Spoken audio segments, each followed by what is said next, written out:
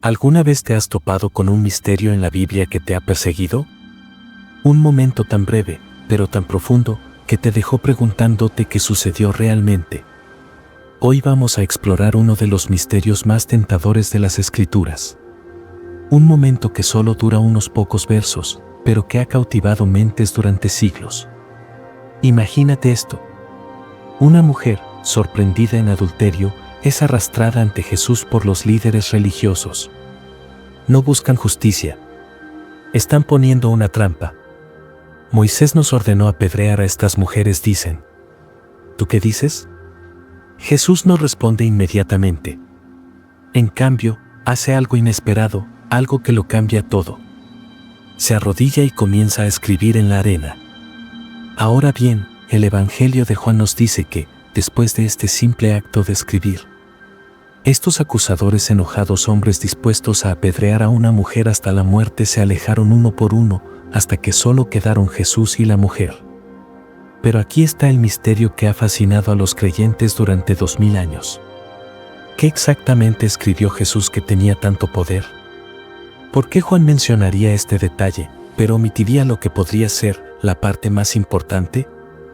Algunos dicen que fue simplemente una pausa dramática. Otros creen que fue algo tan profundo que las palabras no podrían capturarlo. ¿Pero qué pasa si hay más en esta historia? ¿Y si existen pistas ocultas en manuscritos antiguos que la mayoría de nosotros nunca hemos visto? Piénsalo. Juan fue meticuloso en su evangelio. Grabó conversaciones, describió milagros, capturó las enseñanzas de Jesús con increíble detalle. Entonces, ¿por qué mencionaría que Jesús escribió en la arena? Pero no nos diría que escribió. Esto no parece una simple omisión casual. Es como describir una carta que te cambia la vida, pero nunca revelar su contenido. Y lo que es aún más intrigante es esto. Esta historia completa la de la mujer sorprendida en adulterio, que se encuentra en Juan 7:53 al 8:11. Falta en los manuscritos griegos más antiguos del Nuevo Testamento.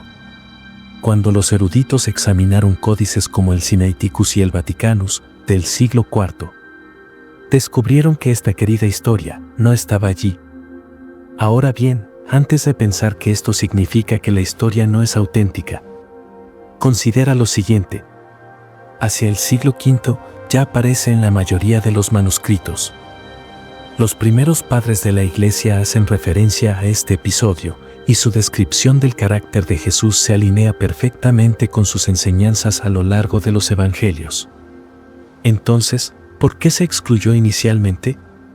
Algunos eruditos creen que los primeros escribas se sentían incómodos con el perdón del adulterio por parte de Jesús, temiendo que pudiera ser interpretado como una forma de indulgencia moral. Otros sugieren que esta historia circuló de manera independiente, antes de ser incorporada al Evangelio de Juan. Pero aquí es donde realmente comienza nuestro viaje. Mientras el cristianismo occidental debatía la autenticidad de esta historia, otras tradiciones cristianas antiguas preservaron no solo el relato, sino también detalles adicionales sobre lo que Jesús escribió en la arena. Antes de revelarte lo que dicen estas tradiciones, quiero que me acompañes en este viaje de descubrimiento. Suscríbete y toca la campana de notificaciones para no perderte nuestros próximos videos, donde exploramos misterios bíblicos olvidados y manuscritos antiguos que arrojan nueva luz sobre historias familiares. Ahora, exploremos lo que las primeras fuentes cristianas nos dicen sobre esta misteriosa escritura en la arena. La primera pista proviene de la Didascalia Apostolorum, un manual de la iglesia primitiva escrito alrededor del año 230 DC, menos de 200 años después de Jesús. Este antiguo texto afirma algo notable. Jesús estaba escribiendo los pecados de cada uno de ellos en el polvo. Imagina la escena. Un líder religioso, moralista, mira hacia abajo y ve la palabra extorsión escrita a sus pies. Otro ve falso testimonio. Otro más, adulterio.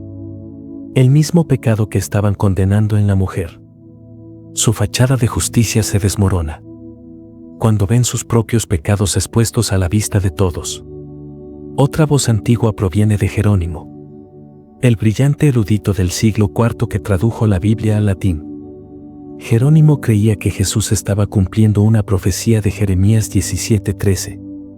Los que se apartan de ti serán escritos en la tierra, porque abandonaron al Señor, fuente de agua viva. Esta conexión es fascinante, porque en la tradición judía, tener el nombre escrito en el polvo simbolizaba juicio e impermanencia. Lo opuesto a tener el nombre escrito en el libro de la vida. Fue como decir: tu nombre no está escrito en el cielo, sino en el polvo que el viento se llevará. Estas primeras interpretaciones nos dan una visión profunda de lo que los primeros cristianos creían sobre este momento. Pero son solo el comienzo de nuestro misterio. Porque mientras el cristianismo occidental se centró en las implicaciones teológicas de la historia, otras tradiciones antiguas preservaron detalles más específicos sobre lo que Jesús realmente escribió.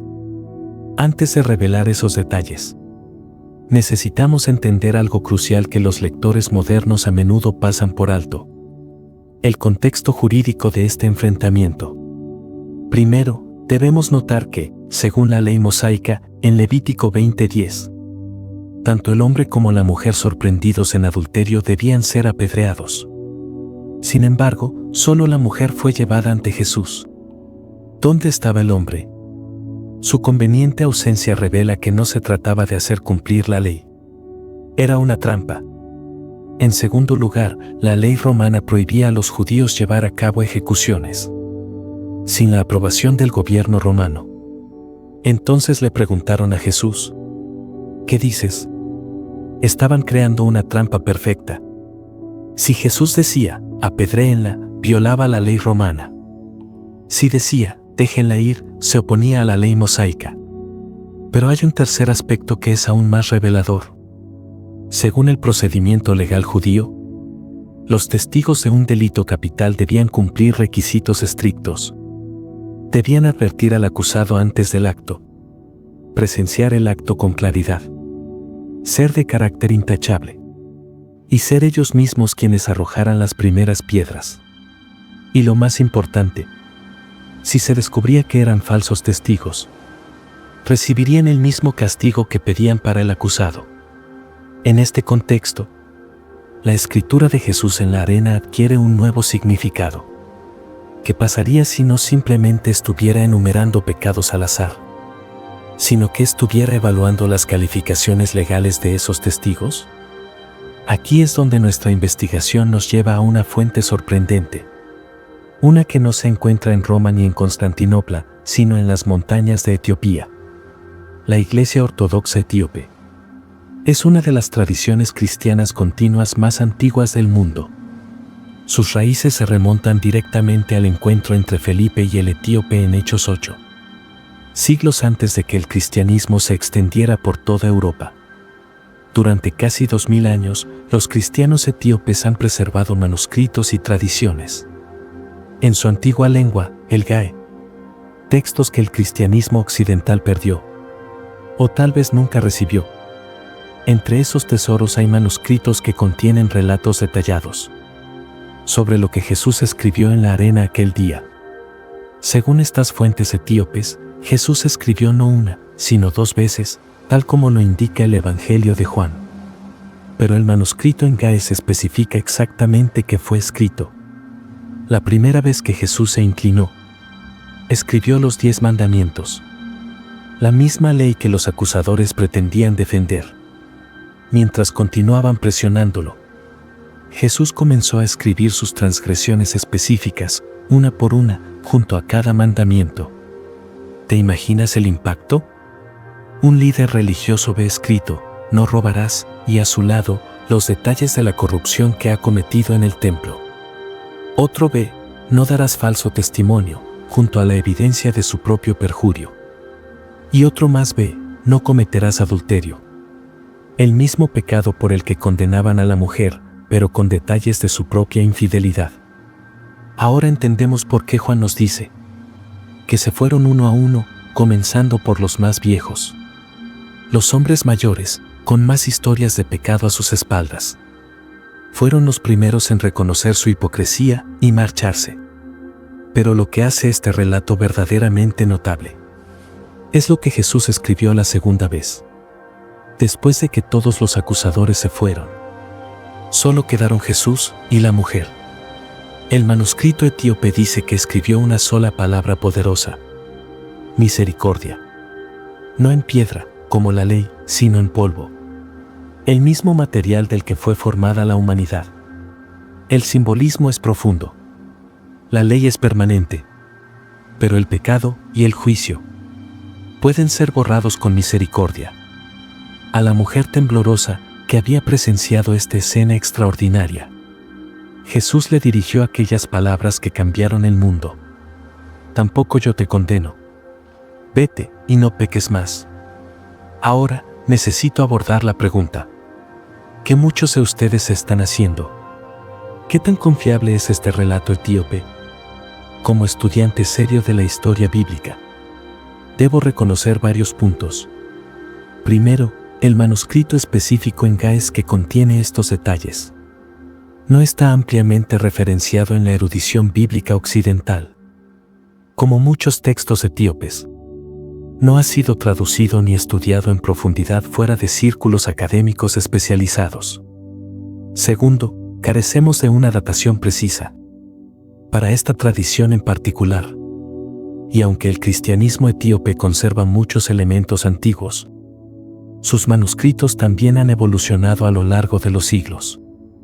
Tercero, debemos tener presente que muchas tradiciones cristianas antiguas incluían elaboraciones reverentes sobre historias bíblicas, no para distorsionarlas, sino para iluminar sus significados más profundos. Pero he aquí por qué este relato etíope merece nuestra seria atención.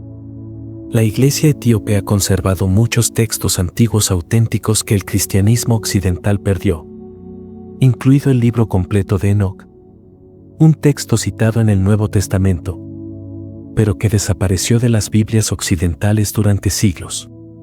Su aislamiento geográfico y cultural del cristianismo romano y europeo significó que se desarrollaron de forma independiente, preservando, potencialmente, tradiciones que se originaron más cerca de la era apostólica. Y lo más importante, su interpretación se alinea perfectamente con lo que ya sabemos sobre el carácter y el estilo de enseñanza de Jesús. A lo largo de los evangelios, Jesús expuso repetidamente la hipocresía, devolviendo las acusaciones a los acusadores.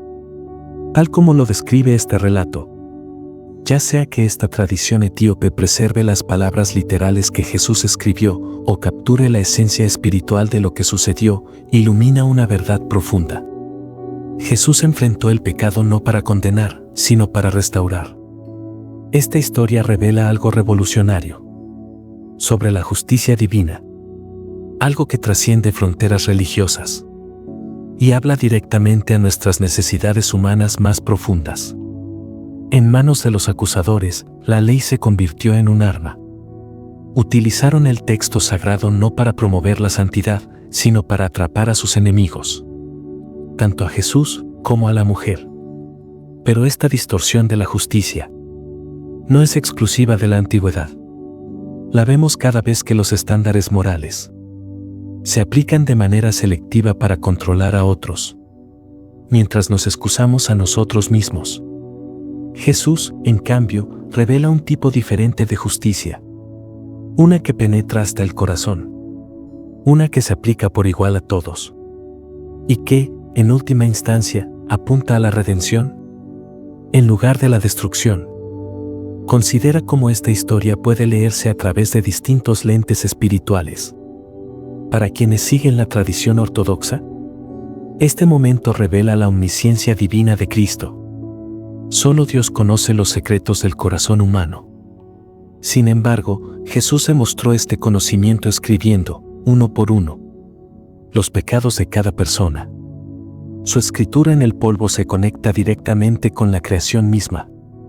Dios formó a la humanidad del polvo en Génesis, y ahora escribe misericordia en ese mismo polvo. En la comprensión protestante, esta historia ilustra perfectamente la salvación por gracia. a través de la fe. La mujer no hizo nada para ganarse el perdón. Este le fue dado gratuitamente, con un simple llamado: vete y no peques más. Desde una perspectiva católica, podríamos ver aquí una escena sacramental. Se reconoce el pecado, se concede la absolución y se ofrece un camino hacia la restauración. Los lectores judíos, por su parte, notarán cómo Jesús defendió tanto la letra como el espíritu de la Torá. No desestimó la ley, pero tampoco permitió que se usara como arma política.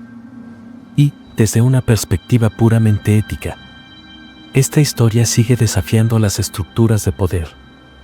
Una y otra vez, la historia muestra cómo los poderosos han usado la moral para castigar a los vulnerables, mientras se protegen a sí mismos. Por eso esta antigua historia sigue hablando tan poderosamente a nuestro mundo moderno. Vivimos en una era de humillación pública, cultura de la cancelación e indignación moral constante. Las redes sociales se han convertido en nuestros modernos tribunales del templo, lugares donde las personas son arrastradas ante la multitud para ser juzgadas. Entonces, ¿qué pasaría si siguiéramos el ejemplo de Jesús?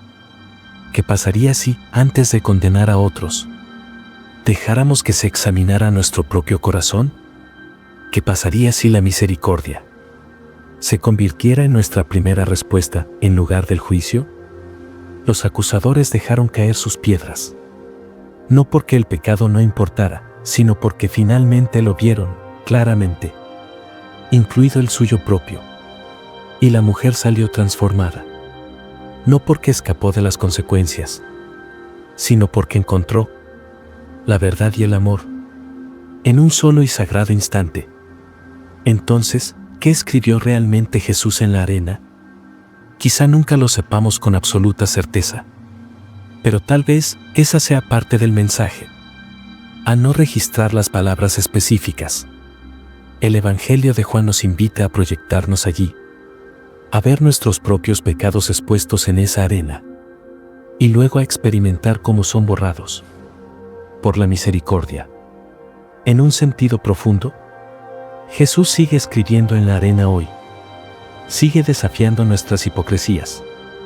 Sigue ofreciéndonos la misma opción que les dio a aquellos antiguos acusadores: dejar caer nuestras piedras y caminar humildemente con Dios.